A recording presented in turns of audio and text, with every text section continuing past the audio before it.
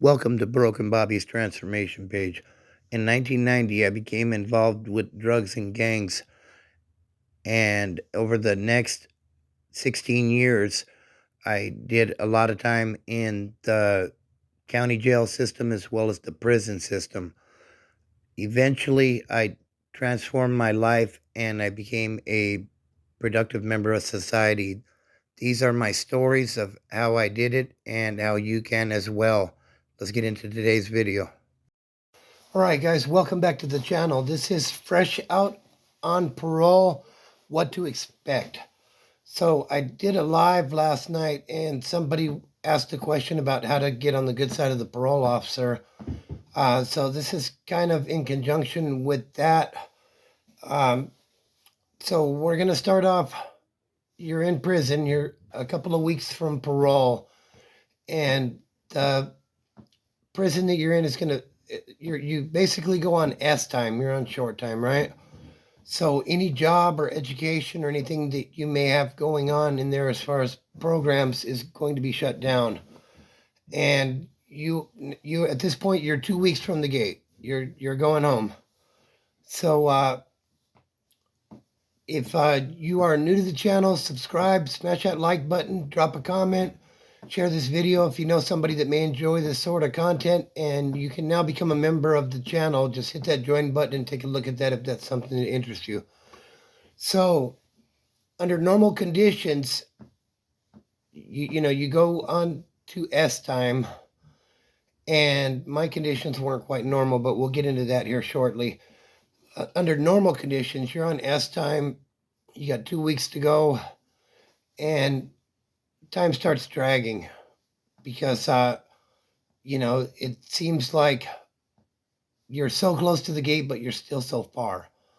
And what I mean by that is, if a riot kicks off or something and you get caught up in the mix, then there goes your out date. A lot of things can happen that can affect your out date.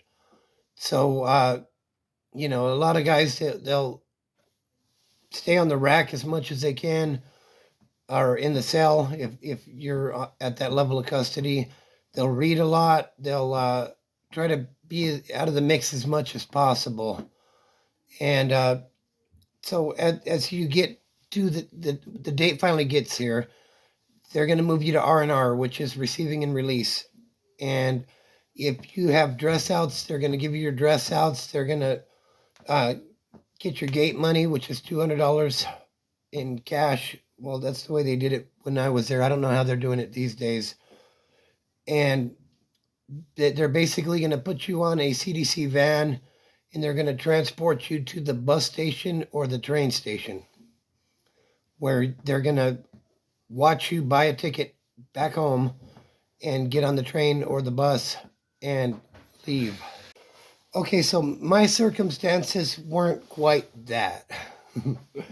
So I paroled from ADSEG, and there was a hold out of Riverside County on me, so I didn't actually get to leave North Kern a free person. I left on a sheriff's bus.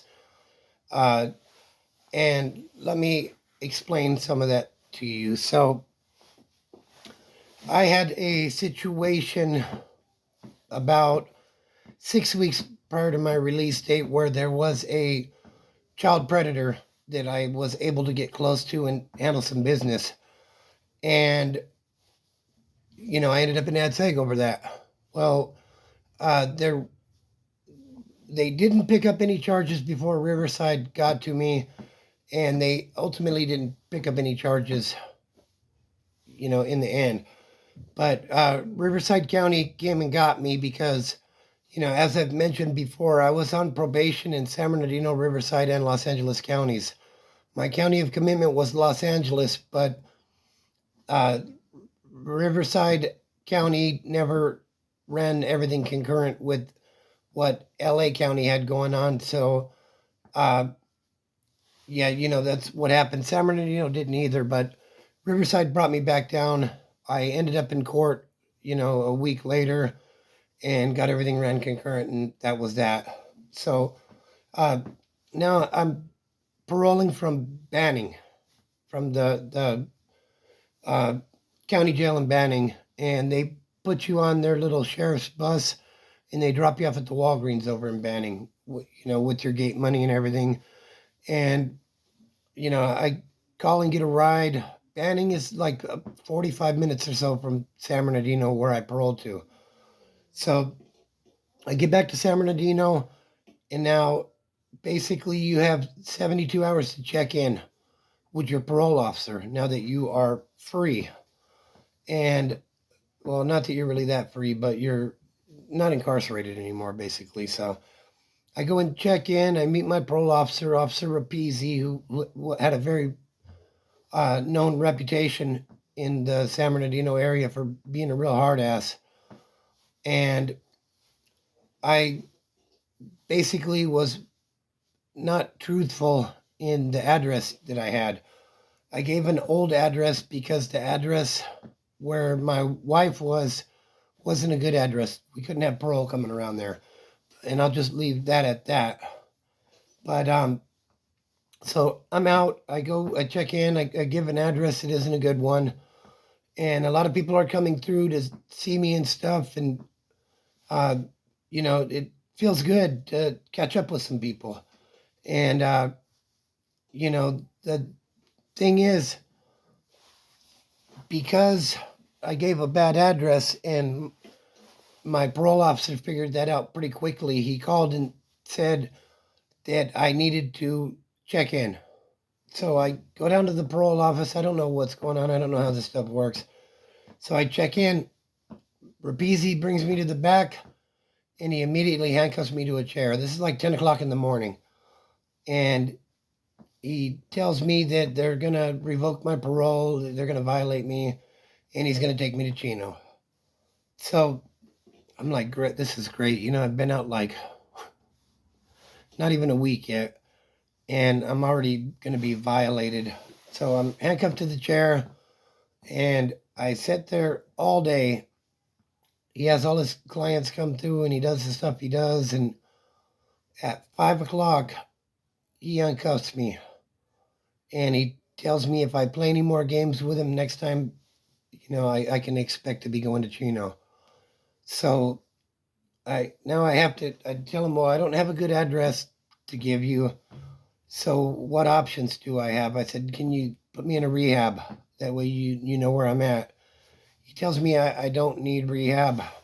And, I've talked about this before, but he tells me I need to go find a homeless shelter and make sure I'm there every night. So there's a homeless shelter on G Street in San Bernardino, right across from the Virginia Circle Apartments. If you're familiar with that area, you probably know what I'm talking about. And every night I need to check in at this place by 7:30. And they serve dinner and stuff there. I never participated in any of that. You can get a shower there and stuff. I never did none of that stuff because I was, I had somewhere to go during the day. I just couldn't provide that address. So I'm staying in this homeless shelter, and I got this, I can't have weapons or anything, and this is a really sketchy place. So I got this big ass screwdriver that I'm keeping with me, and basically I'm gonna shank the hell out of somebody if they get out of line. Is my thought. So not quite like having an actual knife, but something that I can use if need be. So I'm coming into the shelter one night, and there's this outside window where you check in, and I jump in line, and I notice two people in front of me is my parole officer. And the criminal mind that I still possessed at that time, I'm looking at him and I'm thinking, this fool don't have his gun. So I'm thinking this asshole, like I could totally get him right now. But I took the time to think of the potential consequences, and I didn't act on that thought. But I did tap him on the shoulder and say, hey, Rapizzi, what's up? And he looked like he seen a ghost. Because he knew, if I were this dangerous thug criminal, like he probably wouldn't have been leaving there today. But that wasn't where my mindset was at that point. So, um, Yeah, so after that, it seemed like our relationship grew a little better with the parole officer, and he actually allowed me to get into a rehabilitation program, of which the first one I ended up walking out of at the risk of a violation. But I ended up getting into another one, about a week later. So it all worked out. And eventually I would go and sign up for junior college and uh, do really well there. So after at that time, after 13 months, if you're doing really well, they would give you an early kick from parole instead of 3 years. And I went into the office, and Rapisi told me, "You're going to be having a new parole officer. Her name is Adams. And, if you do well for another month or two, then more than likely we're going to discharge you." And that's what they did. You know, I would say the best advice I could offer somebody that's fresh out on parole is just, be straight up with the PO. And it goes a long way with these guys. These guys are used to dealing with people like us all the time. So they've heard all the game. They've had all the game ran on them. If you're straight up with them and you do what you say and stuff like that, then everything tends to be better. Now, the thing is, if we don't put ourselves in situations where we end up in prison and on parole, then we won't have to worry about none of this stuff. So, family, fitness, and freedom are the things that allowed me to get my life back together, and I feel like they can help you as well. It's just making good decisions and compounding them.